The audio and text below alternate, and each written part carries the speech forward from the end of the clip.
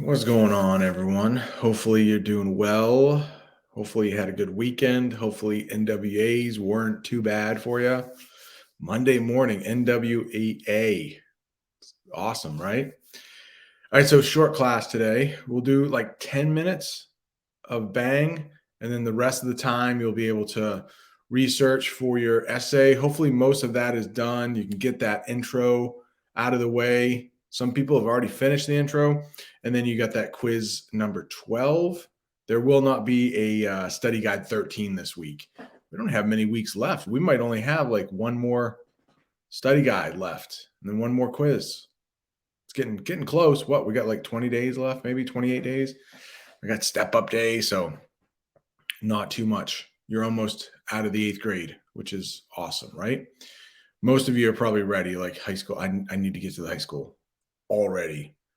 And then I get to teach those 7th graders. I don't know. I hope you're worried for me. All right. Let's not think about that right now. Let's think about the good things. You're going to the high school soon. All right. We got this thing here. Kind of an important place we left off on Friday. As some people pointed out, that last line, it's the girl with the gun. Now, she's talking about the vision. It doesn't necessarily mean she has the gun right then, but it might. But as a couple of people said throughout the day, it's not like you can take a gun and like brandish it on the bus. It's a good verb right there, brandish. I think we only talk about that with guns. You can't wave a gun around on a bus, right? You can't. You can't without drawing attention. Maybe you have the permit to carry it, but I mean, you can't go waving it around. That's for sure. So she wasn't, but she means the girl from the vision with the gun. All right. 36. Her black hat is pulled down over her eyes, and she looks like a guy.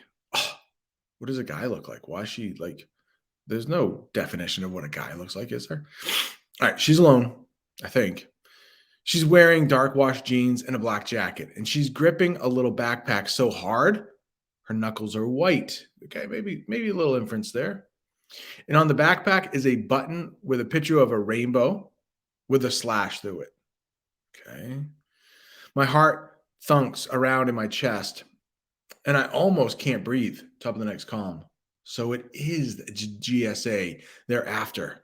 I'm so confused. The bus driver inches forward and cranes his neck at me.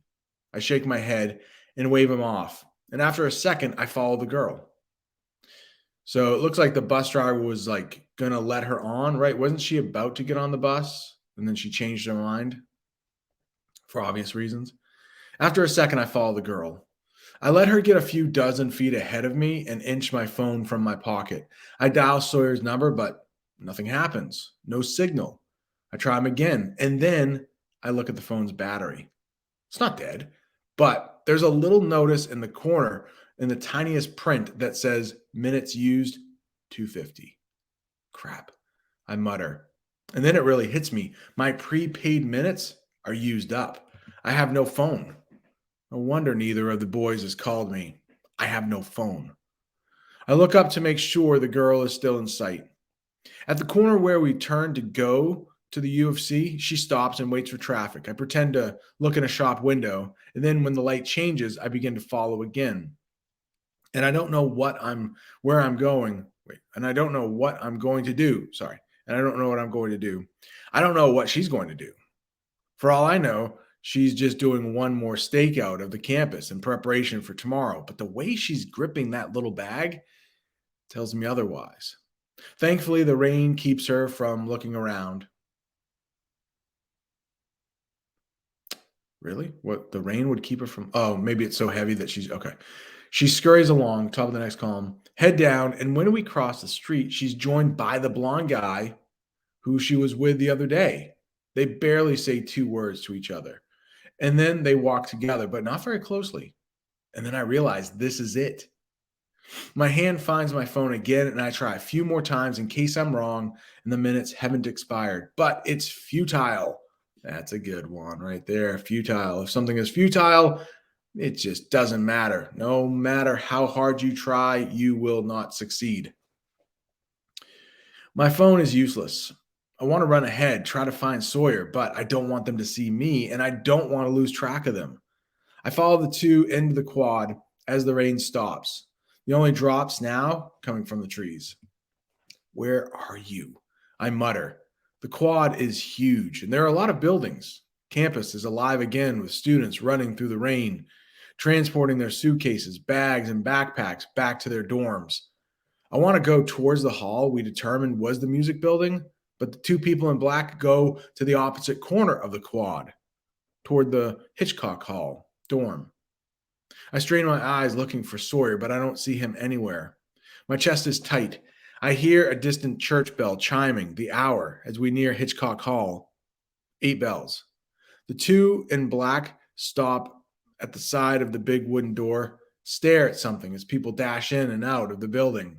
The guy looks panicked for a moment, but the girl shakes her head slightly and says something.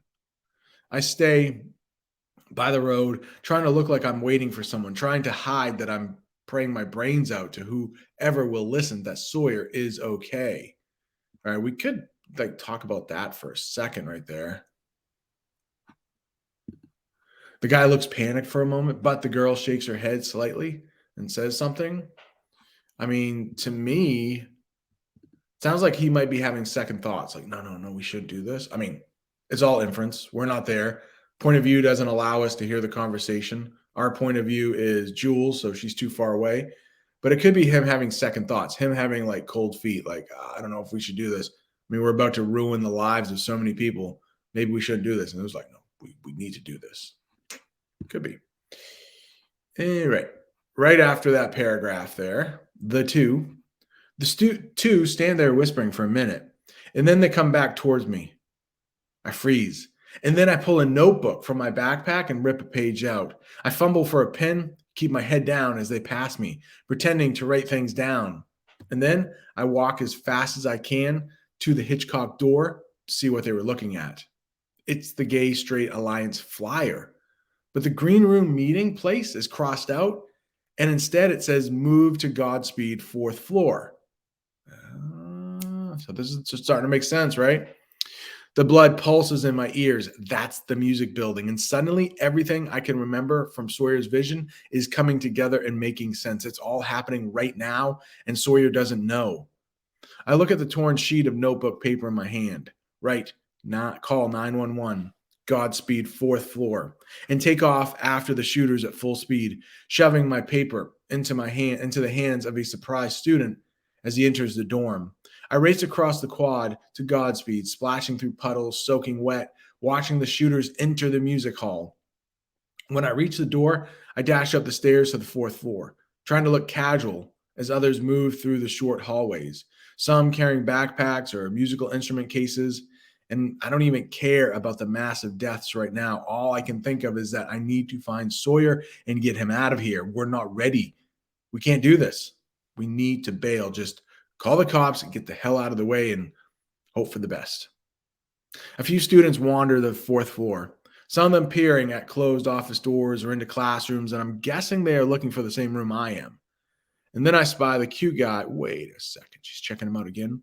With the glasses, who handed us the flyer yesterday. He's down the hallway, standing in front of an open door, frowning at his watch. Come on, people, he says. He takes a look at my wet clothes and hair. Now that's dedication, he says with a grin. Hey, I remember you. Your boyfriend is inside.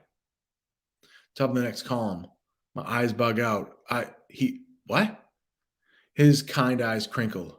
Oops, did I get that wrong? I thought you were holding hands the other day. I'm sorry. No, I mean, never mind. Thanks. So, of course, he's like, oh, wait, you guys aren't boyfriend, girlfriend? Maybe I should have used that term. They are, but I push past him into the room and look around, spying the two shooters immediately at the front table. Sitting at the table behind them is Sawyer, who's normally olive complexion, is alabaster now. Excuse me. And you can imagine alabaster is some kind of a white material, right? Maybe like a statue. Like if you've ever seen like a statue, white statue, it could be alabaster, cheap statue, but He stares at me. I walk in like I don't know him and go to the window. A minute later, he's next to me. What happened? He whispers. It's now. I say back. No crap. You could have answered your phone. Oh, perfect. He's blaming her. All right. That is about 10 minutes. And I think a wonderful place for us to stop. So, of course, let me get rid of that. Get rid of these. Yeah. So, hopefully, we have like 25 minutes left or so. That time is for you to work on your essay, do quiz number 12. I will come around to everybody. See ya. Have a good one. Adios, amigos.